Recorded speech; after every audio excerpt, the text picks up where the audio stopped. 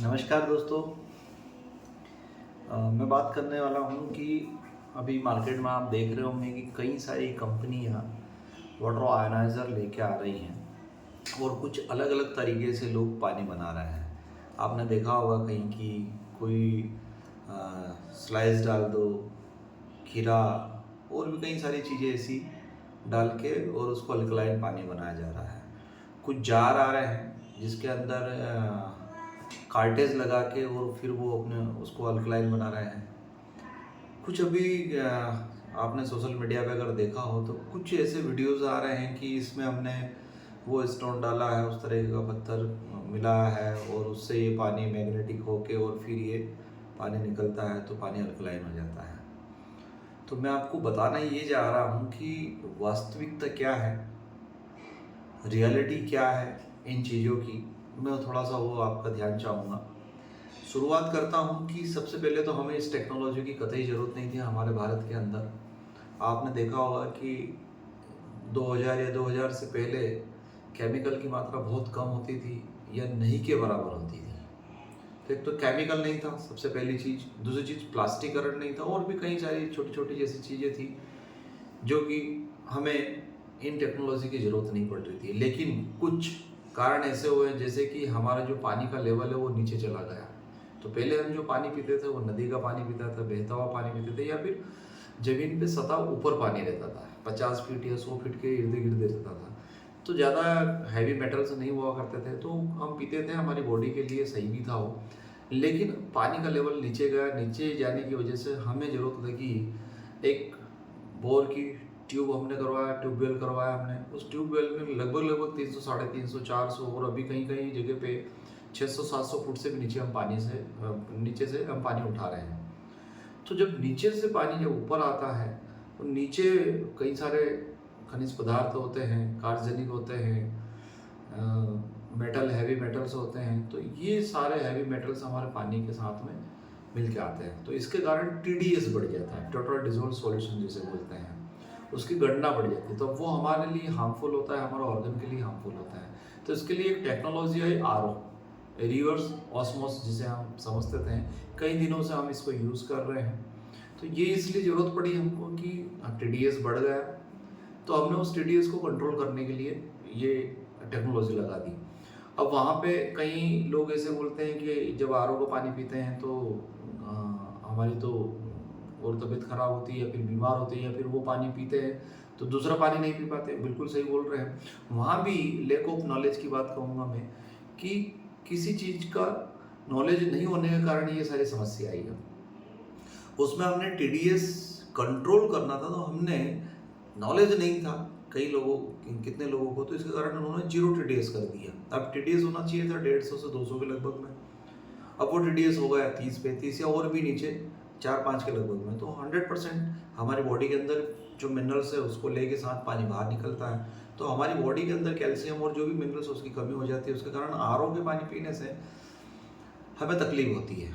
लेकिन अब मैं जिस टेक्नोलॉजी की बात कर रहा हूँ वो पानी को फिल्टर या RO या TDS कम नहीं करता है, पानी को रीस्ट्रक्चर करता है। अब ये रीस्ट्रक्चर क्या चीज़ है उसको थोड़ा सा मैं बताना चाहूँगा आपको, और इस चीज़ को विशेष रूप से आप समझना कि अभी हमें इस टेक्नोलॉजी की ज़रूरत है या आने वाले समय में और ज़रूरत पड़ सकती है क्या। विशेष रूप से हो क्या रहा है कि हमारे एनवायरनमेंट के अंदर हमने थोड़ा थोड़ा करके जहर मिक्स कर दिया है। जहर मिक्स कर दिया, मैं अगर साधारण भाषा में समझाऊँ इसको तो आप देख रहे होंगे, मैं आपको एक वीडियो दिखा रहा हूँ यहाँ पे कि हमारा जो पानी था नेचर ने जो हमको दिया था ये इस तरह का पानी दिया था, मतलब नेचुरली अल्कलाइन था, उसके अंदर पर्याप्त मिनरल्स थे और हमारी बॉडी के लिए जो सही मिनरल्स थे वो सारे थे। लेकिन कुछ गड़बड़ हुई, उस गड़बड़ के कारण केमिकल इस पानी के अंदर मिक्स हुआ जिसके कारण इसका कलर भी आप देख रहे होंगे बदल गया है। तो अब ये केमिकल मिक्स हुआ, तो केमिकल मिक्स होने से पानी का स्ट्रक्चर बदल जाता है। पानी का एक स्ट्रक्चर होता है, अगर हम इसको लैब में ले जाएंगे और उसका चेक करवाएंगे तो हेक्सागोनल आएगा। जैसे गोमुख का पानी हम चेक करेंगे, आबे जमजम का पानी, लोटस लेक फ्रांस, जहाँ से सोर्स वाटर है, मेन पॉइंट की बात कर रहा हूँ मैं। तो जितने भी नेचर ने मतलब हमको ये मेरिकल्स वाटर दिए हैं उसका अगर हम पानी चेक करेंगे तो उसका हेक्सागोनल निकलेगा, स्ट्रक्चर वाइज निकलेगा।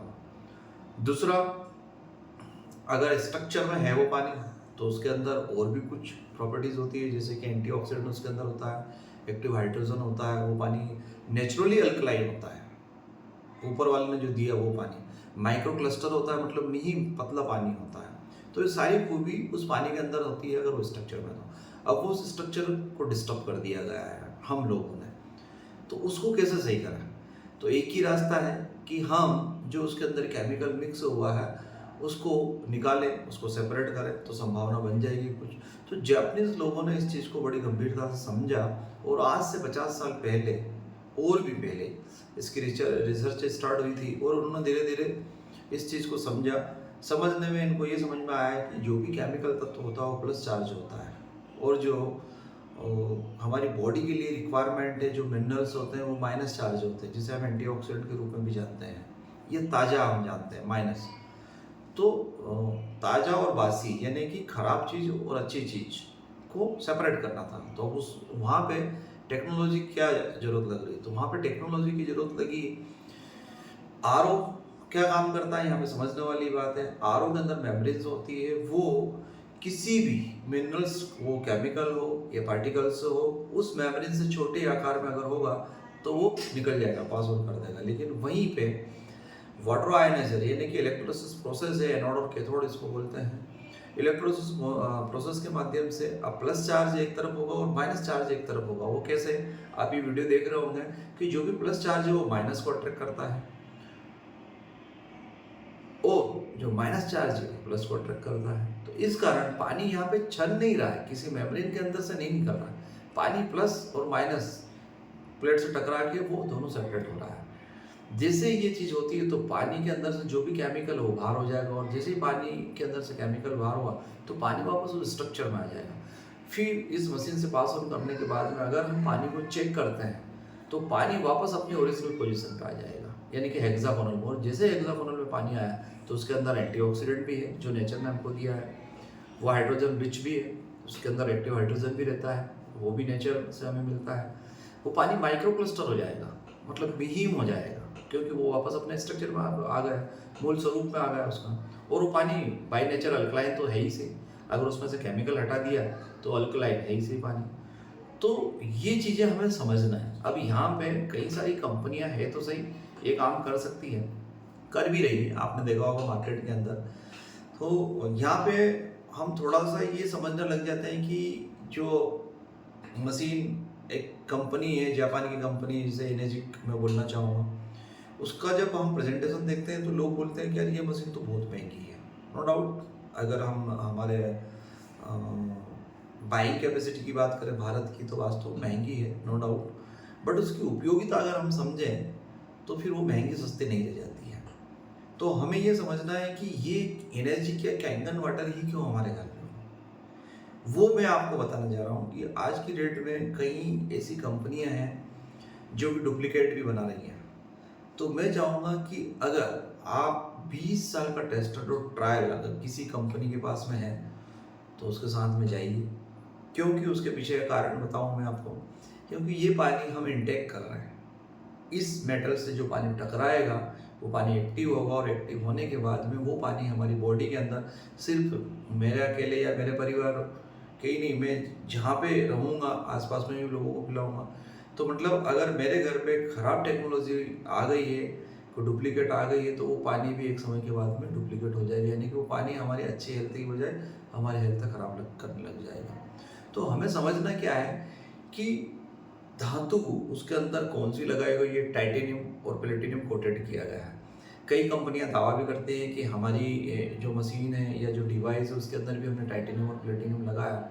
देखिए यहाँ पे टाइटेनियम प्लेटिनियम हर कोई लगा सकता है, लेकिन उसकी क्वांटिटी क्या होनी चाहिए, क्या तापमान होना चाहिए उसका जब उसको कोटिंग किया जाता है, कितने तापमान पर टाइटेनियम और प्लेटिनियम को पकाया जाता है और फिर उसके ऊपर कोटिंग किया जाता है, कितनी बार किया जाता है और कितने समय के लिए उसको सिखाया जाता है। तो ये सारे चीज़ें प्रोसेस करने में समय लगता है।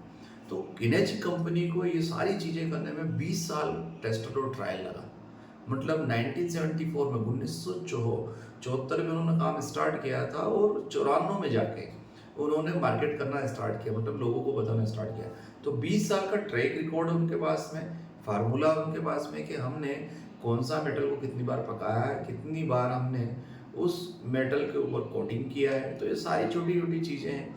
अब यहाँ पे हम पैसे बचाने के चक्कर में हमारी हेल्थ को खो देता है। तो मैं विशेष आग्रह करूँगा आपको कि मैंने और वीडियोज़ में और बनाऊँगा इसके आगे कि टेक्नोलॉजी कैसे काम करती है, या फिर टाइटेनियम और प्लेटिनियम क्या तापमान होता है, कई सारी छोटी-छोटी चीज़ें हैं। तो मैं अभी के लिए बहुत-बहुत धन्यवाद आपका, आपने मुझे सुना। Thank you so much.